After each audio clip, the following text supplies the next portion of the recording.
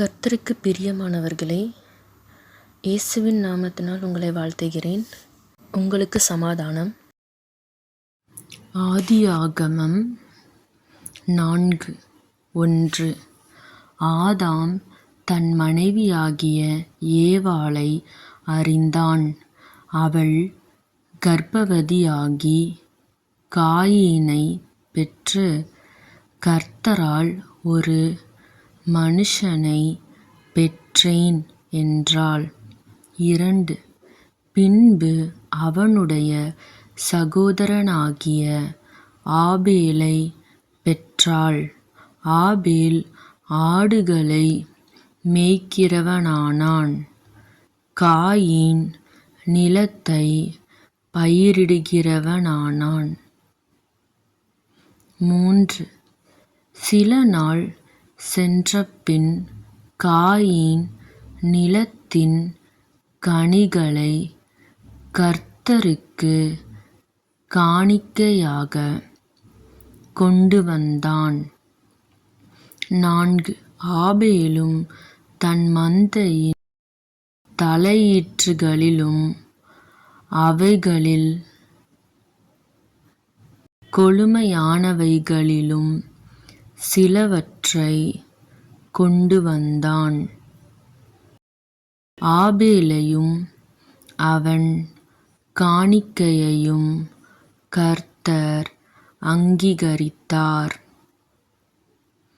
5. காயீனையும் அவன் காணிக்கையையும் அவர் அங்கீகரிக்கவில்லை. அப்பொழுது காயீனுக்கு மிகவும் எரிச்சல் உண்டாகி அவன் முகநாடி வேறுபட்டது. 6. அப்பொழுது கர்த்தர் காயீனை நோக்கி, உனக்கு ஏன் எரிச்சல் உண்டாயிற்று? உன் முகநாடி ஏன் வேறுபட்டது? 7. நீ நன்மை செய்தால் மேன்மை இல்லையோ? நீ நன்மை செய்யாதிருந்தால் பாவம் வாசற்படியில் படுத்திருக்கும். அவன் ஆசை உன்னை பற்றியிருக்கும். நீ அவனை ஆண்டுகொள்ளுவாய் என்றார். 8. காயீன் தன் சகோதரனாகிய ஆபேலோடே பேசினான். அவர்கள் வயல்வெளியில்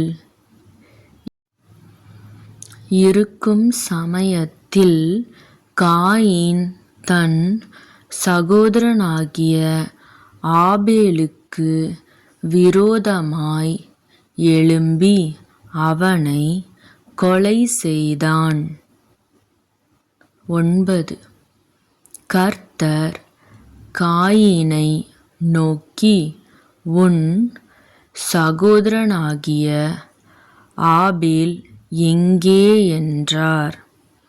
அதற்கு அவன், நான் அறியேன், என் சகோதரனுக்கு நான் காவலாளியோ என்றான்.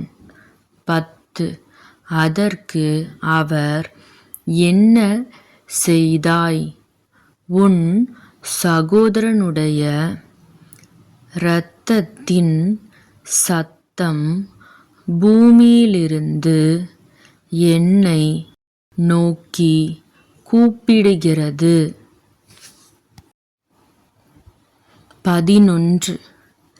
இப்பொழுது உன் சகோதரனுடைய இரத்தத்தை உன் கையிலே வாங்கிக்கொள்ள தன் வாயை திறந்த இந்த பூமியில் நீ சபிக்கப்பட்டிருப்பாய். 12 நீ நிலத்தை பயிரிடும்போது அது தன் பலனை இனி உனக்கு கொடாது. நீ பூமியில் நிலையற்று அலைகிறவனாயிருப்பாய் என்றார். 13 அப்பொழுது காயீன் கர்த்தரை நோக்கி, எனக்கு இட்ட தண்டனை என்னால் சகிக்க முடியாது. 14 இன்று என்னை இந்த தேசத்திலிருந்து துரத்திவிடுகிறீர். நான் உமது சமுகத்துக்கு விலகி மறைந்து பூமியில் நிலையற்று அலைகிறவனாயிருப்பேன். என்னை கண்டுபிடிக்கிறவன் எவனும் என்னை கொன்று போடுவானே என்றான். 15 அப்பொழுது கர்த்தர் அவனை நோக்கி, காயீனை கொல்லுகிற எவன் மேலும் 7 பழி சுமரும் என்று சொல்லி, காயீனை கண்டுபிடிக்கிறவன் எவனும் அவனை கொன்று போடாதபடிக்கு கர்த்தர் அவன் மேல் ஒரு அடையாளத்தை போட்டார். 16 அப்படியே காயீன் கர்த்தருடைய சந்ததியை விட்டு புறப்பட்டு ஏதேனுக்கு கிழக்கான நோத் என்னும் தேசத்தில் குடியிருந்தான். 17 காயீன் தன் மனைவியை அறிந்தான். அவள் கர்ப்பவதியாகி ஏனோக்கை பெற்றாள். அப்பொழுது அவன் ஒரு பட்டணத்தை கட்டி அந்த பட்டணத்துக்கு தன் குமாரனாகிய ஏனாக்குடைய பேரை இட்டான். 18 ஏனாக்குக்கு ஈராத் பிறந்தான். ஈராத் மெகுயாவேலை பெற்றான். மெகுயாவேல் மெத்தூசவேலை பெற்றான். மெத்தூசவேல் லாமேக்கை பெற்றான். 19 லாமேக்கு 2 ஸ்திரீகளை விவாகம் பண்ணினான். ஒருத்திக்கு ஆதாள் என்று பெயர், மற்றொருத்திக்கு சில்லாள் என்று பெயர். 20 ஆதாள் யாபாலை பெற்றாள். அவன் கூடாரங்களில் வாசம் பண்ணுகிறவர்களுக்கும் மந்தை மேய்க்கிறவர்களுக்கும் தகப்பனானான். 21 அவன் சகோதரனுடைய பேர் யூபால். அவன் கின்னாரக்காரர் நாகசுரக்காரர் யாவருக்கும் தகப்பனானான். 22 சில்லாளும் தூபால் காயீனை பெற்றாள். அவன் பித்தளை இரும்பு முதலியவற்றின் தொழிலாளர் யாவருக்கும் ஆசாரியனானான். தூபால் காயீனுடைய சகோதரி நாமாள். 23 லாமேக்கு தன் மனைவிகளை பார்த்து, ஆதாளே சில்லாளே, நான் சொல்வதை கேளுங்கள். லாமேக்கின் மனைவிகளே, என் சத்தத்துக்கு செவி கொடுங்கள். எனக்கு காயமுண்டாக ஒரு மனுஷனை கொன்றேன்.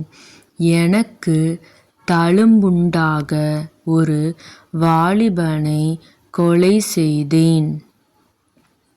24 காயீனுக்காக 7 பழி சுமருமானால் லாமேக்குக்காக 77 பழி சுமரும் என்றான். 25 பின்னும் ஆதாம் தன் மனைவியை அறிந்தான்.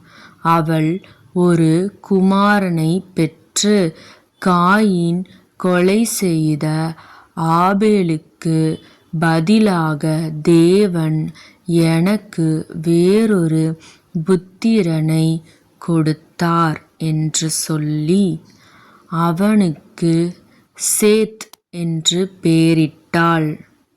26 சேத்துக்கும் ஒரு குமாரன் பிறந்தான். அவனுக்கு ஏனோஸ் என்று பெயரிட்டான். அப்பொழுது மனுஷர் கர்த்தருடைய நாமத்தை தொழுதுகொள்ள ஆரம்பித்தார்கள். ஆமென்.